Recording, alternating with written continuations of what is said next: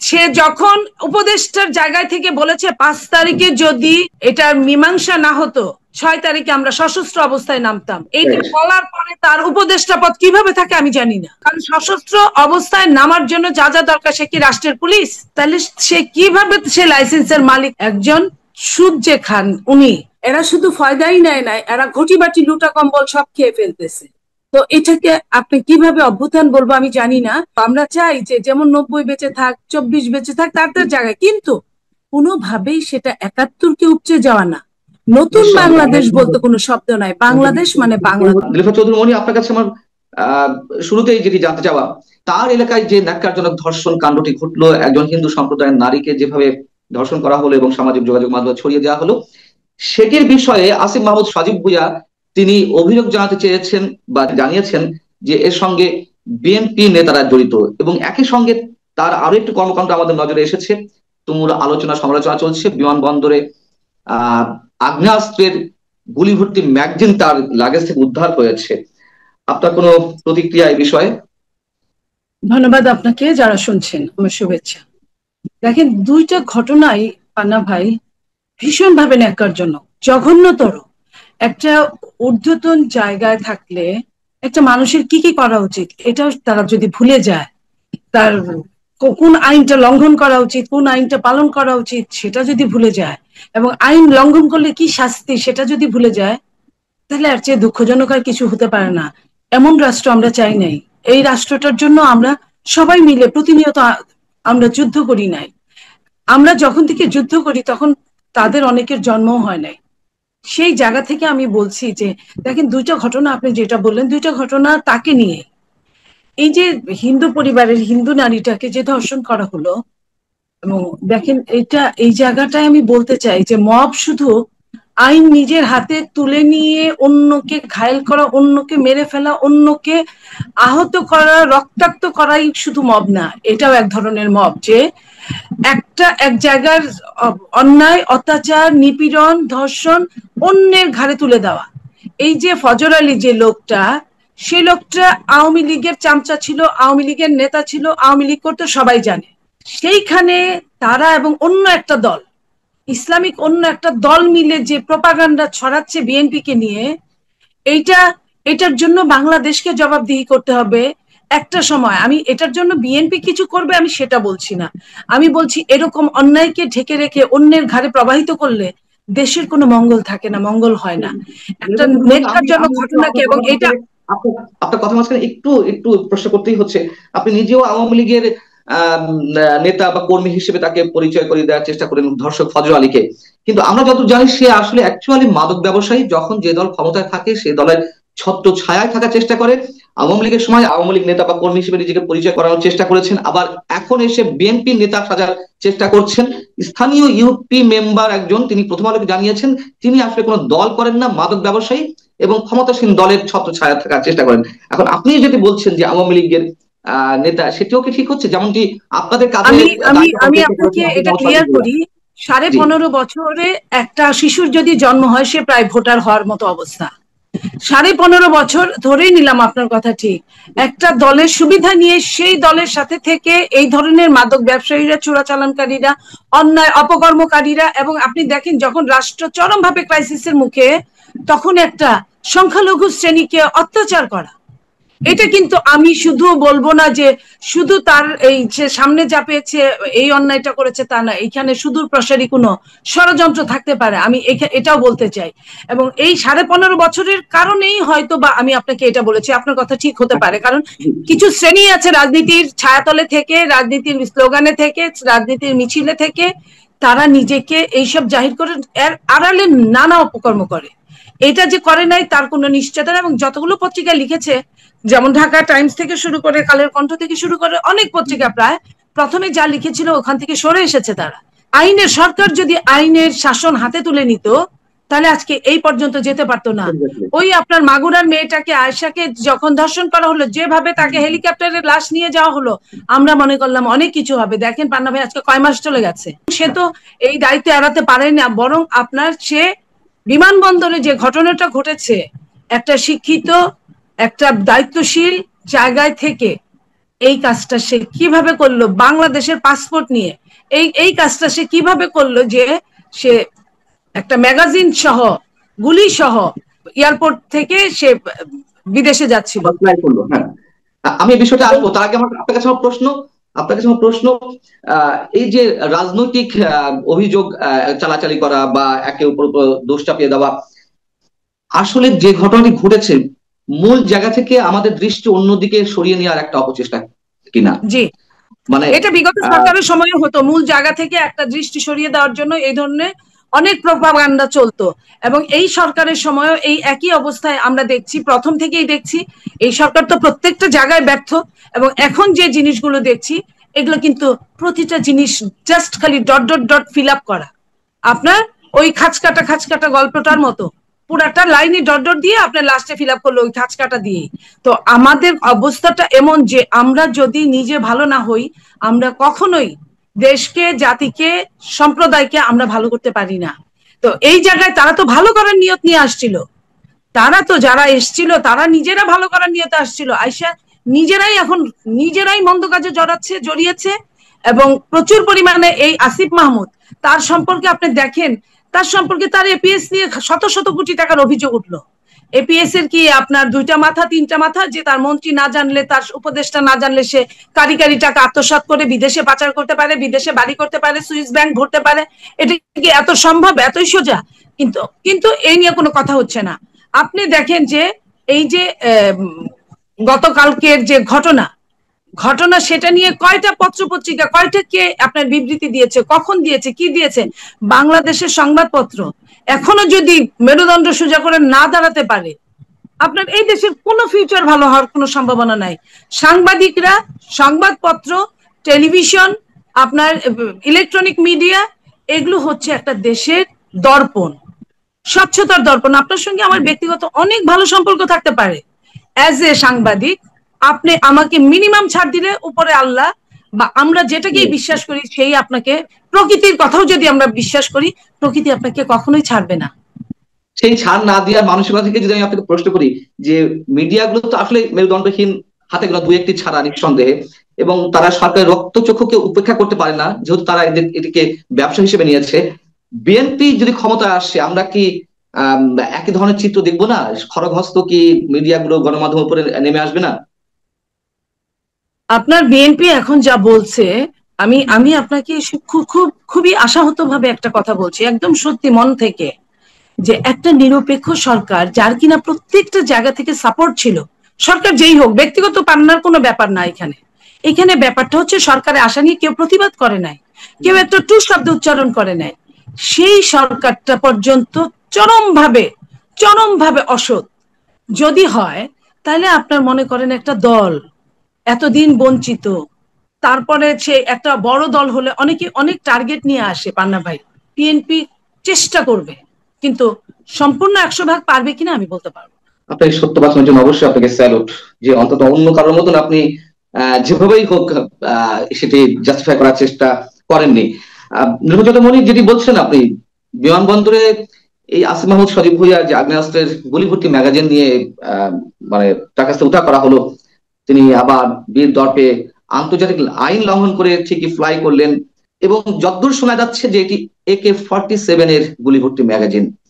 তিনি আবার ফেসবুকে স্ট্যাটাস দিয়েছেন যে এটি তার বৈধ অস্ত্র পাওয়ার তার ক্ষেত্রে কোনো ধরনের সুযোগ কি আছে? তার বয়স, তার অর্থনৈতিক অ্যাবিলিটি, সবকিছু মিলে আপনার কি মনে হয় আপনারা বিএনপির পক্ষ থেকে এটা নিয়ে কোনো ধরনের কোনো স্টেটমেন্ট দেবেন কেন? যেহেতু এটা সরকারের বিষয়, সরকারের উপদেষ্টার বিষয়, আসিফ মাহমুদ ছাত্র হোক আর যাই হোক, এখানে সরকারের বিষয়।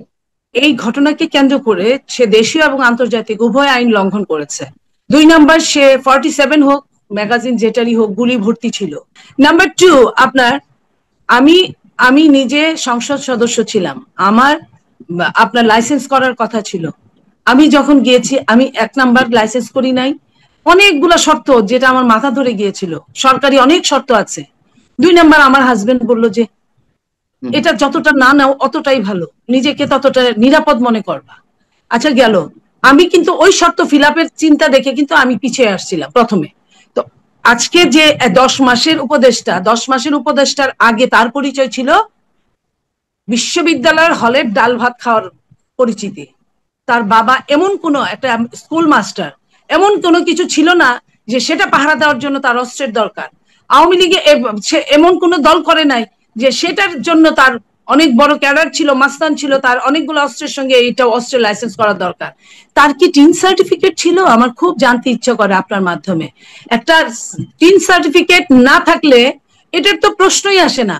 তো 10 মাসে ধরেন আমি ধরলাম টিন সার্টিফিকেট করেছে, তার আগে বিশ্ববিদ্যালয়ে পড়া অবস্থায় 1 লক্ষে 1জন ছেলে মেয়ে টিন সার্টিফিকেট করে কিনা আমার সন্দেহ, সরকারও করতে বলে কিনা আমার সন্দেহ।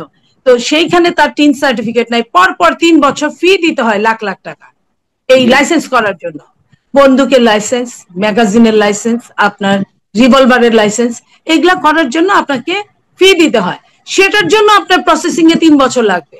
তাহলে সে কিভাবে সে লাইসেন্সের মালিক আমার জানতে ইচ্ছে করে। যদি তাকে লাইসেন্সের মালিক বানানো হয়, আমি এই বাংলাদেশের বিভিন্ন যে সেক্টর গুলো এটা করবে, আমি তাদেরকে ঘৃণা ভরে তাদেরকে প্রত্যাখ্যান করব মন থেকে, যে এই দেশ বলে আর কোনো শব্দ নাই।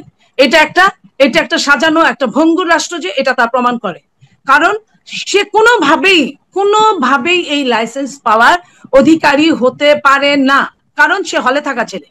হলে আমি থেকেছি, আপনি থেকেছেন কিনা আমি জানি না, আমি হলে থেকেছি। কয় টাকা দিয়ে হলের জীবনযাপন, এবং আমি খুব গরিব ঘরের সন্তান না, কয় টাকা দিয়ে হলে জীবনযাপন করতে হয়, এবং মাসের 20 তারিখের পরে টাকা না পাইলে একটা ছেলে মেয়ের কি অবস্থা হয়, বাবা মা টাকা না পাঠাইলে কি অবস্থা হয়, টিউশনি করলে কতটুকু সচ্ছল চলা যায়, এগুলা কিন্তু আমরা সবাই জানি। সো এই জায়গায় আমি বলতে চাই যে এটার বিচার হওয়া জরুরি এবং এখনই অ্যাকশনে যাওয়া দরকার। আসিফ মাহমুদ সজীব ভুঁইয়া এর অবশ্যই পদত্যাগ করা উচিত। প্রথমেই পদত্যাগ করে তারপরে তার বিচারের মুখোমুখি হওয়া উচিত। আমি এইটার বাইরে আমি কিছু বলতে চাই না। এবং সরকারের উচিত একদম নিরপেক্ষ ভাবে এটার যেন তদন্ত হয়। যদিও বাংলাদেশের মাটিতে কোনো তদন্ত হয় না, কালকে থেকে এটা এই পর্যন্ত তো নিশ্চুপ, আর কিছুই আমরা শুনি না যে কি পরিমাণ অগ্রসর হয়েছে। আজকে অফিস আওয়ার, কালকে অফিস আওয়ার ছিল, তো কেন আপনার এমন ছুটি ছাটাও না যে তদন্ত করতে ডিলে হচ্ছে? তাহলে কেন ডিলে হবে? এটা আমি আপনার মাধ্যমে জাতির কাছে জানতে চাই। আপনার কাছে আমি একটু জানতে চাই যে এটি আপনার একেবারেই পার্সোনাল রিয়াকশন আপনি জানালেন। দলীয়গতভাবে যেহেতু বিএনপি এই মুহূর্তে সবচেয়ে বড় রাজনৈতিক দল, তার একটা দায়িত্ব নিঃসন্দেহে রয়েছে। সরকারের কোনো উপদেষ্টা বা মন্ত্রী পর্যায়ে কোনো ব্যক্তি যদি এই ধরনের অভিযোগের সম্মুখীন হয়, সেক্ষেত্রে আপনার দলের পক্ষ থেকে কোনো ধরনের আনুষ্ঠানিক বিবৃতি বা কোনো ধরনের সরকারের প্রতি কোনো ধরনের মেসেজ দেওয়ার চেষ্টা থাকবে কিনা, বা এই ধরনের কোনো ইচ্ছা আছে? আমি মনে করি দল খুব তাড়াতাড়ি এটা নিয়ে মুখ খুলবেন, খুব তাড়াতাড়ি। এবং মুখ খোলার সাথে সাথে আমি এটাও বলতে চাই আপনাকে যে দলের আমাদের দল বাংলাদেশ জাতীয়তাবাদী দল এই সজীব ভুঁইয়াকে, আসিফ মাহমুদকে, আপনার 3 জনের একজন, তাকে তার পদত্যাগ চেয়ে কিন্তু সর্বোচ্চ ফোরামে কিন্তু আবেদন করেছিল। সেই সর্বোচ্চ ফোরাম আবেদনের যে দাম দিয়েছিল, আমি লাইনটা শেষ করি, আবেদনের যে দাম দিয়েছিল, বিএনপির মিটিং এ তাকে বসিয়ে রেখে তারা সেটার দাম দিয়েছিল। বিএনপি নিশ্চয়ই, আমি যেহেতু ভুলি নাই, বিএনপিও ভুলার কথা না, কারণ যে ছেলেটা এরকম হতে পারে, এটা তো তার কথাবার্তা আগে থেকে আপনার ইসরাকলে নিয়ে যে ধরনের কাজগুলা করলো, সে তো তার এটা একই আইনে যদি চট্টগ্রামের মেয়র চলতে পারে, কেন ঢাকারটা না? যদি না হয় তার সে ব্যক্তিগত রেশারেশিতে যেতে পারে না, সে আইন বিরাগের বশবর্তী হতে পারে না। সে এটা তার ওয়াদা, এটা ওয়াদা। তো এই ওয়াদা এই জন্যই ছোট বাচ্চাকে, ছোট মানুষকে এত বড় ক্ষমতা দেওয়া ঠিক হয় না। আমরা যে এতদিন প্রতিবাদ করেছি, আজকে তার এটা ফলবান বৃক্ষ হয়েছে, আজকে তার ফল প্রকাশ পাচ্ছে। কারণ সেই যে বয়সটায় একটা শিশুকে যদি আপনি গুলি হাতে দেন, বন্দুক হাতে দেন, শিশু কিন্তু যে কাউকে গুলি করতে পারে। আজকে আসিফ মাহমুদের একই অবস্থা হয়েছে। সে কোনো তোয়াক্কা করছে না, কাউকে তোয়াক্কা করছে না, যেখানে যা খুশি তাই করছে। এবং তার উদ্ধত, সে যখন উপদেষ্টার জায়গায় থেকে বলেছে 5 তারিখে যদি এটার মীমাংসা না হতো, 6 তারিখে আমরা সশস্ত্র অবস্থায় নামতাম। এইটা বলার পরে তার উপদেষ্টা পদ কিভাবে থাকে আমি জানি না। সে কিভাবে সশস্ত্র পদে ভাবে নামবে? কারণ সশস্ত্র অবস্থায় নামার জন্য যা যা দরকার, সে কি রাষ্ট্রের পুলিশ, সে কি সেনাবাহিনী, সে কি বিজেপি, সে কি? আমরা সেটা জানতে চাই। সেই দিন সে কি ছিল? সে বিদ্রোহী ছিল। আচ্ছা, বিদ্রোহী থাকলে, এখন তো বিদ্রোহীর অবস্থা না, অনেক কিছু কিন্তু বলা যায় না সমাজে, অন্ধকারের কথা আলোতে বলা যায় না। সে কি অন্ধকারে কোথায় কি করেছে সেটা সে ধারা বিবরণী দিচ্ছিল। এবং কি সেনা প্রধান তাকে কি বলেছিল, তাদের কি বলেছিল, সেগুলো পর্যন্ত সে বলেছে, যেটা আদৌ কতটা সত্য এটা নিয়ে সন্দেহ আছে, কারণ যেটা প্রমাণ নাই সেটা সত্যতা নাই, কিন্তু তার কথার কিন্তু প্রমাণ আছে। তার কথার প্রমাণে তার কিন্তু সেদিনও পদত্যাগ করার কথা ছিল, সরকার তাকে পদত্যাগ। নির্বাচনী আমার স্পেসিফিক মানে 2-3টে প্রশ্ন আছে, তার উত্তরটা একটু নিতে চাই। আপনার কথা পরিপ্রেক্ষিতে আমি যদি প্রশ্ন করি, যে আসিফ মাহমুদ সজীব ভুঁইয়ার পদত্যাগ আপনারা দাবি করেছিলেন, একই সঙ্গে জাতীয় নিরাপত্তা উপদেষ্টা ডক্টর খলিলুর রহমানের পদত্যাগ দাবি করেছিলেন, কিন্তু বিএনপির সঙ্গে যে বৈঠক হলো প্রধান উপদেষ্টার উপস্থিতিতে ঢাকাতে, সেখানে আসিফ মাহমুদ সজীব ভুঁইয়া উপস্থিত ছিলেন। আবার লন্ডনে আপনাদের শীর্ষ নেতা তারেক রহমানের সঙ্গে যে বৈঠকটি হলো, সেখানে আবার সেই অভিযুক্ত ব্যক্তি, বিএনপির কাছে অভিযুক্ত ব্যক্তি ডক্টর খলিলুর রহমান প্রতিনিধিত্ব করেছেন। আমরা তারপরেও দেখলাম যে আপনারা সরকারের উপর আস্থা রাখার চেষ্টা করছেন। ফেব্রুয়ারিতে খুব নির্দিষ্টভাবে জোর দিয়ে নির্বাচনের আশ্বাস না দিলেও আপনারা তার উপর আস্থা রেখেছেন, যেহেতু তারা বলেছে হতে পারে। তো এই জায়গাটা কি বিএনপি আসলে ট্রাপে পা দিল, বা পা দিচ্ছে বারবার?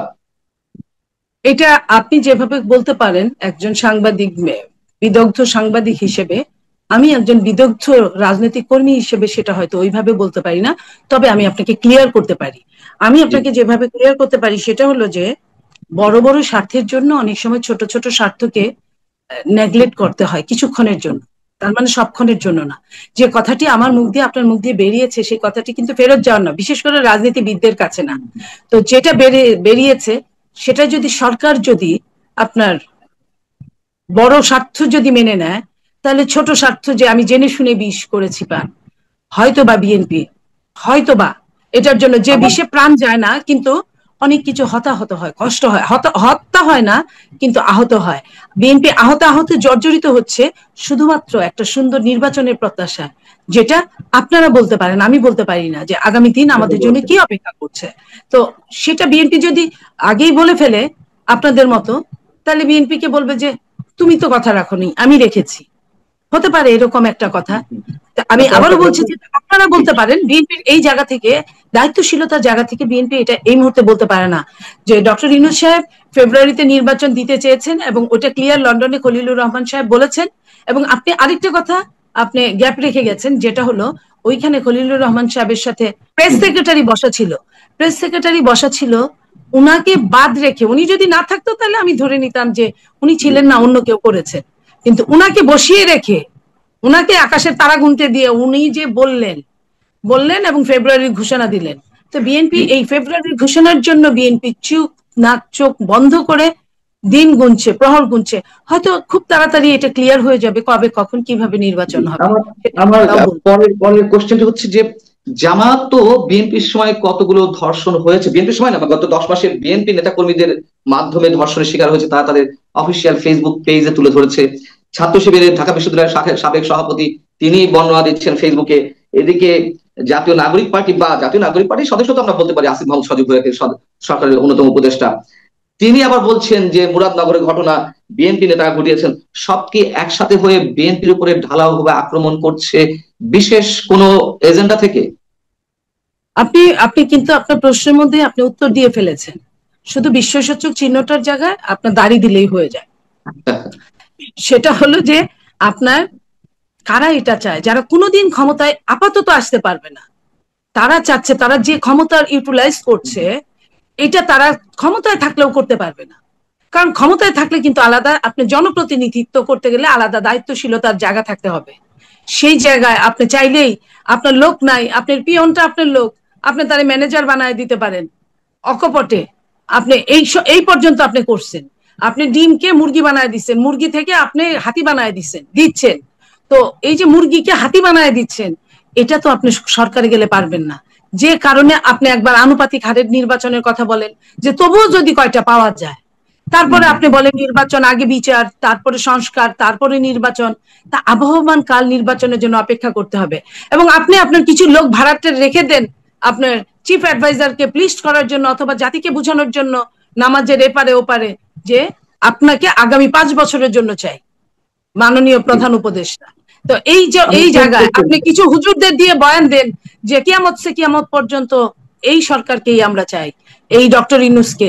তো এটা আপনি বলতে পারেন পান্না ভাই, আমি বলতে পারি, কিন্তু একটা হুজুর তার দৃষ্টিকোণ থেকে, তার ইসলাম থেকে, তার ধর্ম থেকে সে বলতে পারে না।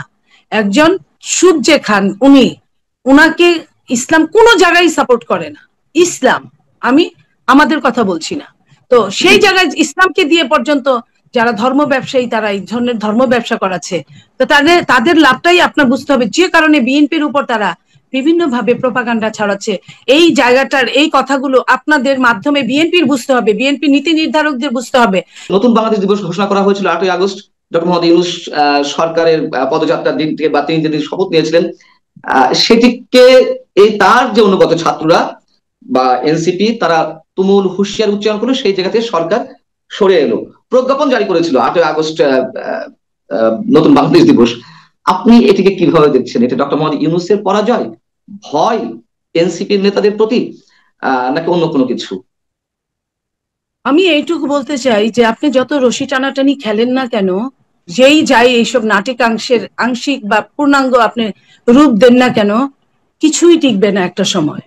এটা একটা রেভুলেশন, একটা অভ্যুত্থান, তাও পূর্ণাঙ্গ হতে পারে নাই। কারণ অভ্যুত্থানের আপনার যারা অভ্যুত্থানের নায়ক, যারা অভ্যুত্থানের হোতা, তারা কিন্তু আপনার ই করে না, পরবর্তীতে ফয়দা নেয় না। এরা শুধু ফয়দাই নেয় না, এরা ঘটি বাটি লুটা কম্বল সব খেয়ে ফেলতেছে। তো এটাকে আপনি কিভাবে অভ্যুত্থান বলবো আমি জানি না। তবে যে যেভাবেই বলুক না কেন, আমরা যে বাংলাদেশে ছিলাম, আমরা যে বাংলাদেশের স্বপ্ন দেখি, আমরা যে বাংলাদেশের স্বপ্ন দেখেছি, আমরা সেই বাংলাদেশকে ইন ফিউচার ইমপ্লিমেন্ট করব, এবং আমরা বিশ্বাস করি এটা আমাদের জীবদ্দশাতেই হবে।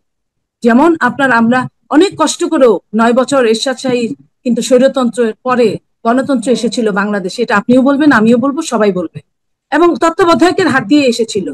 সেই গণতন্ত্রই তিনবার গণতন্ত্র এসেছিল, তারপরেও আমরা কিন্তু 90 ধরে রাখতে পারিনি। তাইলে আপনার মনে করেন যে কিভাবে কিভাবে এই এই লুটপাটকারীরা 24কে ধরে রাখবে? অথচ দুঃখ লাগে, এই 24-এর কিন্তু ভাগিদার আপনিও, এই 24-এর ভাগিদার আমিও। কারণ আমি আপনার সাথে টকশো করেছি, আমি দেখেছি সেদিন আপনার প্রশ্নগুলো কেমন ছিল। তো আমরা কষ্ট পাবো, আমরা চাই যে যেমন 90 বেঁচে থাক, 24 বেঁচে থাক, তার জায়গায়, কিন্তু কোনোভাবেই সেটা 71-কে উপচে যাওয়া না। নতুন বাংলাদেশ বলতে কোনো শব্দ নাই, বাংলাদেশ মানে বাংলাদেশ।